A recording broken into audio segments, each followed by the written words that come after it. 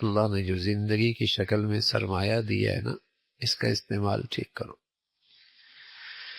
آدمی اپنی زندگی کا یہ سرمایہ یا تو نفع کے لیے استعمال کرتا ہے جس سے دنیا میں نفع ہو، آخرت کا نفع ہو، یا وہاں استعمال کرتا ہے جس میں دنیا آخرت کا نقصان ہو، اور تیسری صورت یہ ہوتی ہے کہ اپنی زندگی کا یہ سرمایہ وہاں خرچ کرتا ہے جہاں نفع بھی نہیں ہے، نقصان بھی نہیں، تو حقیقت میں وہ بھی نقصان ہے۔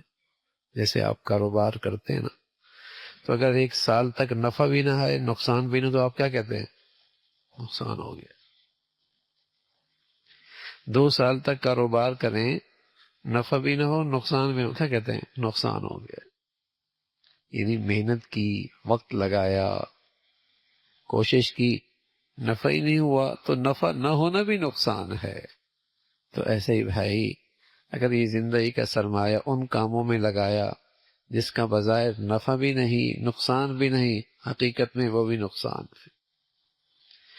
اس لیے کہ زندگی کا سرمایہ تو جا رہا ہے نا، زندگی کی یہ دولت تو جا رہی ہے، ہر آنے والا دن پھر نہیں لوٹے گا، پھر واپس نہیں آئے گا، ایک ہی مرتبہ آتا ہے۔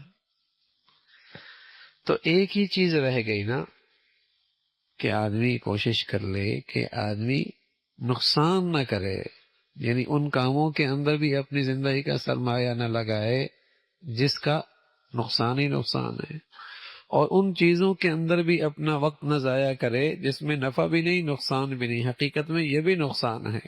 تو رہا کیا؟